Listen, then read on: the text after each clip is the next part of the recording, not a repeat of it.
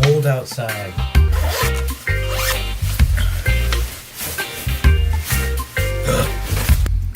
Like tomorrow it's supposed to be like -14 or something. I mean, like, I don't even live in the Arctic. Like, why is it so hot?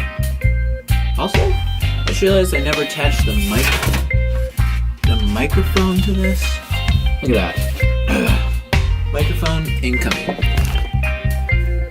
This is the actual mic, and these are all the microphone accessories conveniently located in this yogurt and snack container.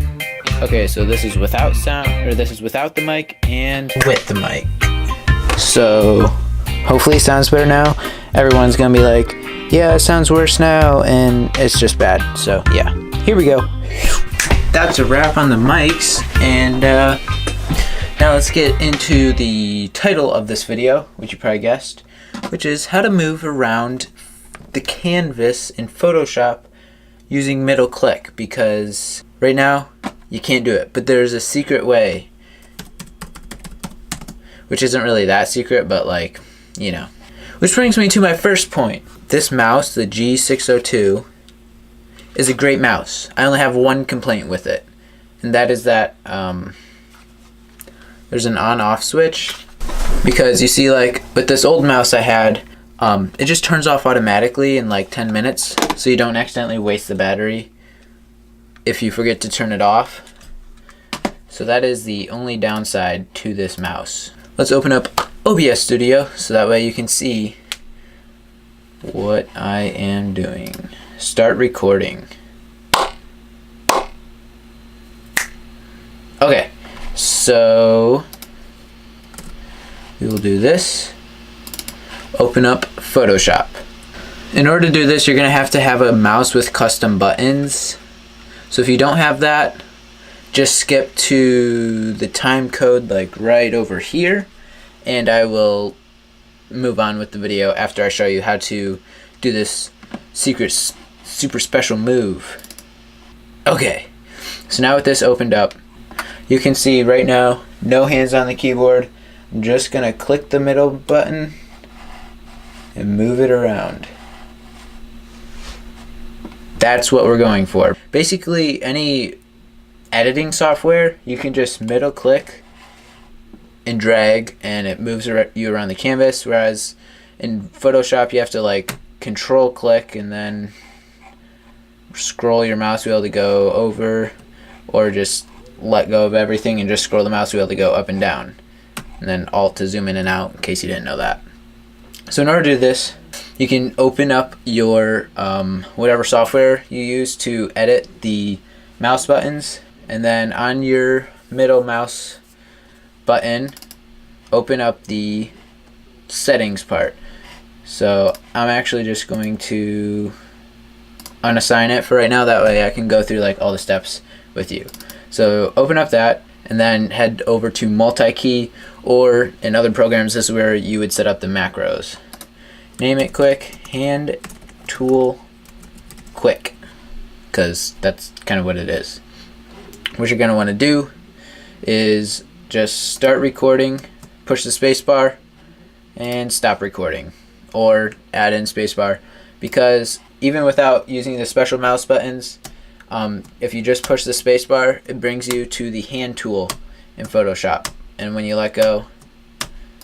So what we're going to do is add the space bar, down click, delete the second one, and then we're going to insert a mouse event, which is just the left button click, which adds an up and down, and then right click in here, record before here, space bar, stop recording, delete the down, and boom, you have it done. It's probably different in most other editors, but Logitech gaming software, this is exactly how you do it. You can use the same principles in another software.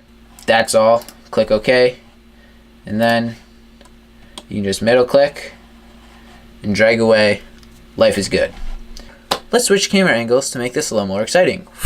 This is what I actually made this video to show you guys, and that was I'm getting another picture printed through Bayphoto. It was my first composite, which is like a mixture of a bunch of pictures.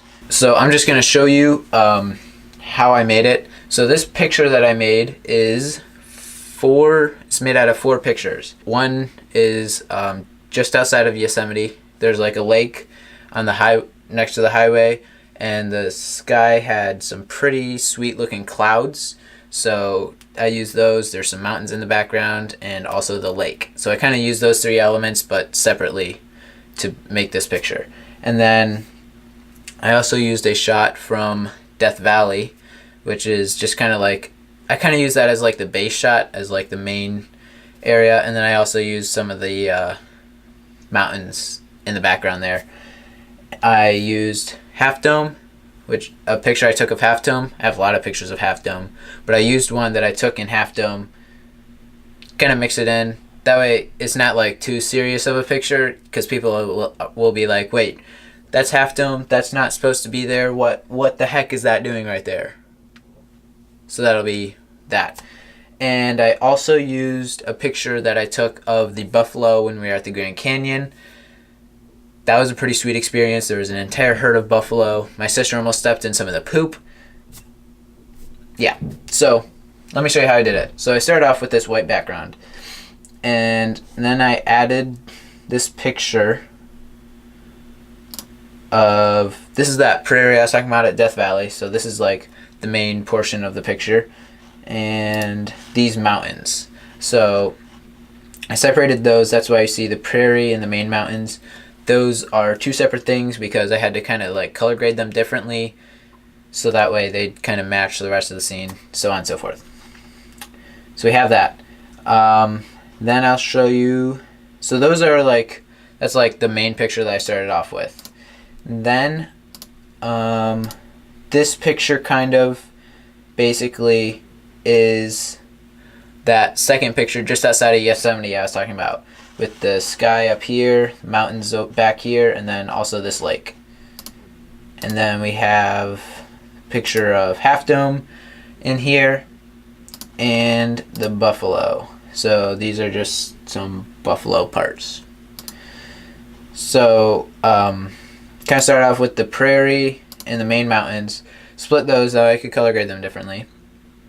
Then I added the sky from that background layer and moved those extra mountains up a little bit. That way you could see them better, made them a little bit bigger, kind of color matched them with the mountains from the Death Valley scene.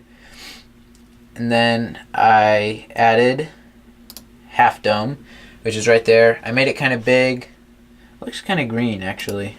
Maybe I'll take some of the greenness out of that. And it's really easy in Photoshop when you're doing this kind of stuff if you just put everything in folders. That way you can see, oh yeah, this color balance right here. I will just take some of the green out of there to kind of color match it with the rest of them. Collapse that folder. Next I added these buffalo. And the really neat thing about these buffalo is that I actually added some stuff in front of them from the prairie. I duplicated the layer with the prairie and then erased most of it. And so as you can see here, when I turn on this color foliage, when I turn this on and off, it kind of covers some of them, and it also removes this one over here just because I didn't need it. And yeah, so that just kind of makes them feel like they blended into the picture a little bit more, so that they weren't just like superimposed on top. And then I also moved this big buffalo over there. It was just another buffalo, but it was like over here. So I just kind of moved him over. That way people could see that bigger one and be like, oh, hey, look, there's buffalo in the shot. And so that was there. And then last but not least, I added this lake in there from that shot just outside of Yosemite. I just kind of thought it added a nice touch underneath the mountains and kind of made like a line between the mountains and the background and the foreground of the picture to kind of separate the two. Then after that, I added some global adjustments just to kind of make everything match. And I'm not sure what this is, but I kind of like it. So we'll just throw that in the global adjustments. That is how I made my first composite. It took me about 1 work day-ish By work day, I mean like I was sitting on the couch working on this. Let me show you where it's going to go. It's going to be a 10 by 12, by the way. So, oh, okay. Ow. Okay, so I outlined in the blue dots right here, right there and there and there and there. That's where I'm going to go. We're going to take the stickers off of the wall, and it'll kind of go like that. On there, it's perfectly centered. I'll probably have something across the top here later with like pictures hanging down from there, kind of like surrounding this picture. So yeah, that's kind of how it's going to look for that wall right there. You can at least see the progress so far. It goes around here. It'll go all the way around my dresser and then connect back to these lights around here. And let me turn that off because it kind of looks bad on the camera, but all the flickering. And so yeah, once I get those wires connected, then it can go all the way around my dresser and be perfect.